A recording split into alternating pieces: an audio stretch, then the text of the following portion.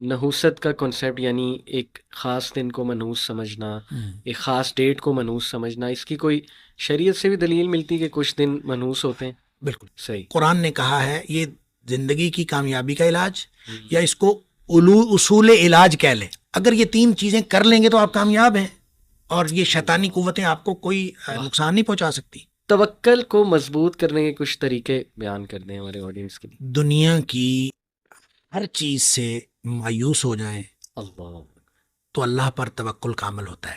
واہ.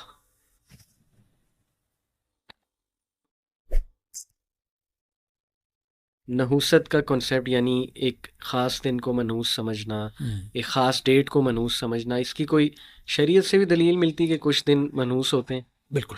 اچھا. منحوس دیکھیں، بہت سارے دن برکت والے دن ہوتے ہیں. جمعے کا دن برکت والا دن، صحیح. جمعے اور جمعے رات کی درمیانی رات برکت والی.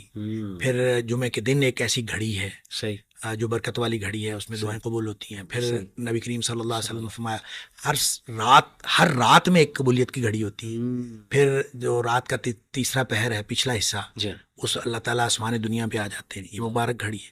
اچھا، یہ مبارک اور منحوس کا تعلق تو ہے. صحیح. رمضان مبارک مہینہ ہے، بالکل ٹھیک. رمضان مبارک ہے. صحیح. اچھا، یہ چیزیں ٹھیک ٹھیک.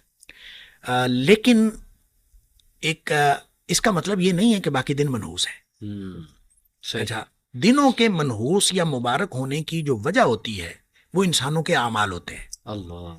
یہ گھڑیاں مبارک ہیں اس شخص کے لیے جو عمل نیک کرتا ہے ان گھڑیوں کے. بالکل ٹھیک. بالکل ٹھیک.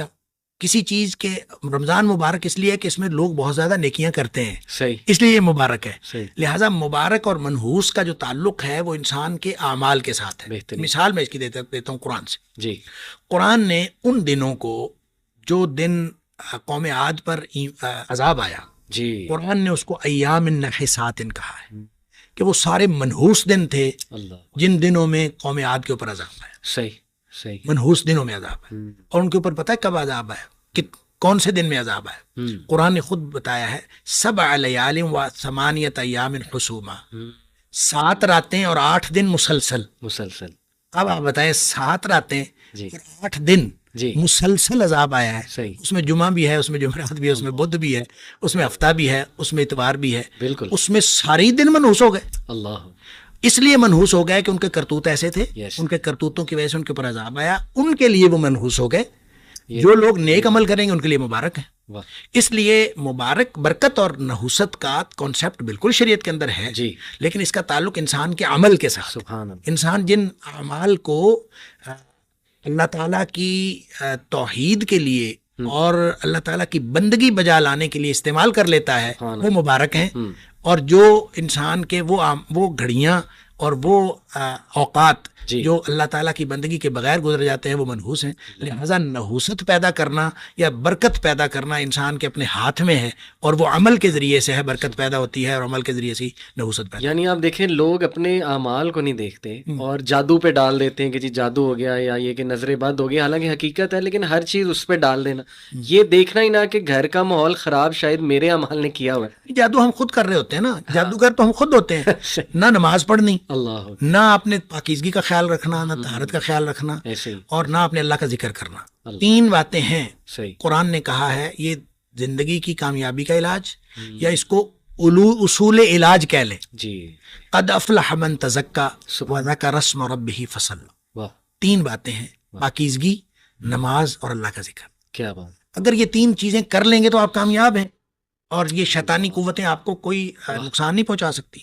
اور اگر آپ یہ تینوں چیزیں نہیں کرتے، دیکھیں، آپ کا عقیدہ پاک ہونا چاہیے، آپ کا جسم پاک ہونا چاہیے، کپڑے پاک ہونے چاہیے، گھر پاک ہونا چاہیے، جس بستر پہ سوتے ہیں وہ پاک ہونا چاہیے، سارا ماحول آپ کا پاک ہونا چاہیے. اس کو پاک کر لیں، نماز کی پابندی کریں اور اللہ کا ذکر کریں. اور اللہ کے ذکر میں بھی صبح و شام کے اذکار کے علاوہ جو موقع بموقع دعائیں ہیں، گھر سے نکلنے کی دعا، باہر جانے کی دعا، مسجد داخل ہونے کی دعا، باہر نکلنے کی دعا، بیت الخلاء کی دعا، دودھ پینے کی دعا، کھانا کھانے کی دعا، یہ ساری دعائیں موقع بموقع بہترین ذکر ہے اللہ کا. اگر آپ یہ ان ساری سب چیزوں کی پابندی کرنا شروع کر دیں، اور نماز آپ پڑھتے ہیں، پاکیزگی کا آپ اہتمام کرتے ہیں، وضو آپ کا ٹھیک ہے، غسل آپ کا ٹھیک ہے، تو پھر اس کے بعد آپ کو پریشانی کس بات کی؟ اللہ نے گارنٹی دی قد افلح. کیا بات. وہ یقیناً کامیاب ہو گیا. وہ ہم کرتے نہیں ہیں. تو ناپاکی اور نماز ہم نے نہیں پڑھنی، ناپاکی میں ہم رہتے ہیں، اور ذکر اللہ کا ہم نے نہیں کرنا، تو شیطان تو ہم خود ہوتے ہیں اس وقت.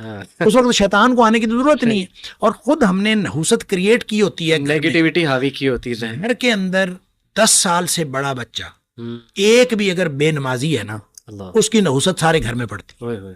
لہٰذا یہ ہو نہیں سکتا. وہ تھوڑی ہو سکتی ہے، زیادہ ہو سکتی ہے، تو وہ آپ نحوست خود پیدا کر رہے ہوتے ہیں. اور اس نحوست کو دیکھیں، 2 طرح کے لوگ ہیں جن کو شیاطین کچھ نہیں کہتے. ایک تو وہ جو شیاطین والے کام کر رہے ہیں، ان کو وہ کچھ نہیں کہتے، وہ کہتے ہیں یہ تو ہمارے نمائندے، تو وہ مزے سے زندگی گزار رہے ہیں. ایک وہ ہیں جن کا تحفظ اور پروٹیکشن بہت مضبوط ہے، جو گیپ نہیں دیتے، جو ذکر کے اندر، نماز کے اندر، پاکیزگی کے اندر کسی چیز میں گیپ نہیں دیتے. وہ ان کو بھی شیاطین کچھ نہیں کہہ سکتے. بالکل. جو ہمارے جیسے ہیں نا، کسی وقت نماز پڑھ لی، کسی وقت چھوڑ دی، کسی وقت پاکیزگی کا خیال کر لیا، کسی وقت ریلیکس ہو گئے، یہ جو گیپ دینے والے ہیں ان کو پھر شیاطین تنگ کرتے ہیں. اور پھر وہ آپ اونچ کو نحوست کہیں، آپ جو مرضی کہیں، وہاں کا اپنا کیا وہ عمل ہوتا ہے. بالکل ٹھیک. آخری بس سوال شیخ، دیکھیں بہت سی چیزوں میں لوگ پڑ جاتے ہیں، حیران ہوتا ہوں میں. امامیہ جنتری ایک کیلنڈر پورا ملتا ہے سال کا کہ یہ دن آپ کے لیے منحوس ہے، یہ اچھا ہے. کئی قسم کی جنتریاں ہیں، بہت سی جنتریاں. ہاں جی. تو دیکھیں it all comes down to توکل. آپ نے شروع میں بھی کہا تھا توکل کو مضبوط کرنے کے کچھ طریقے بیان کر دیں ہمارے آڈینس کے لیے. دنیا کی ہر چیز سے مایوس ہو جائیں اللہ تو اللہ پر توکل کامل ہوتا ہے. واہ.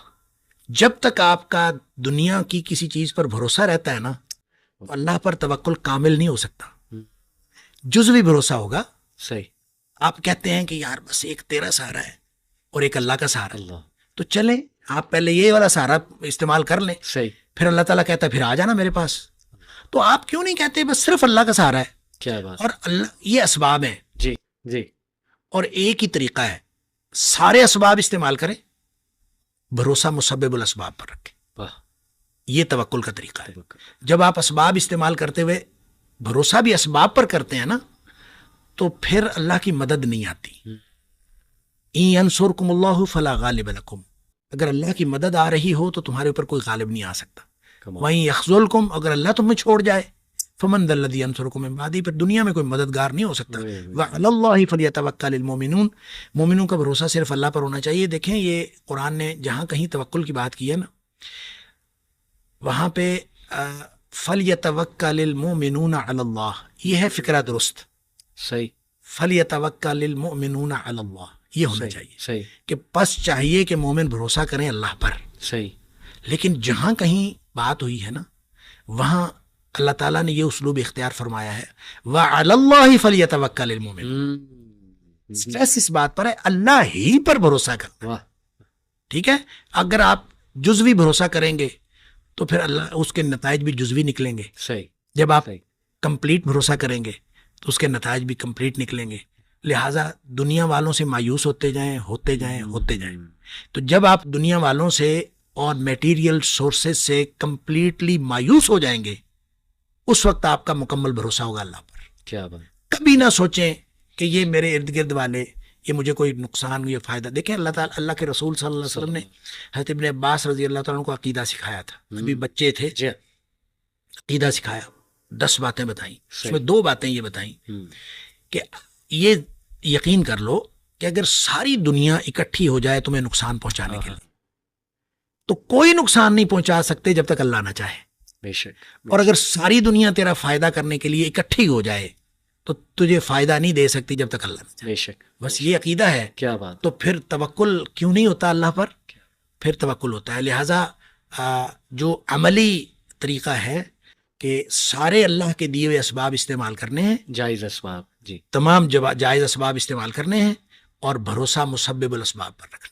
کمال. اسباب پر بھروسہ نہیں رکھنا، المسبب الاسباب پر بھروسہ رکھنا ہے. جس نے اسباب بنائے ہیں، جب اس پر بھروسہ ہوگا تو انشاءاللہ نتائج ہمیشہ پازیٹیو نکلیں. اللہ پر اللہ ہمیں توکل کرنے والا بنائے. شیخ بہت شکریہ، بڑا فائدہ ہوا. اللہ تعالیٰ اسے قبول بھی کریں اور لوگوں کو بھی فائدہ پہنچے اس سے. بارک اللہ بھی. السلام علیکم. بہت شکریہ.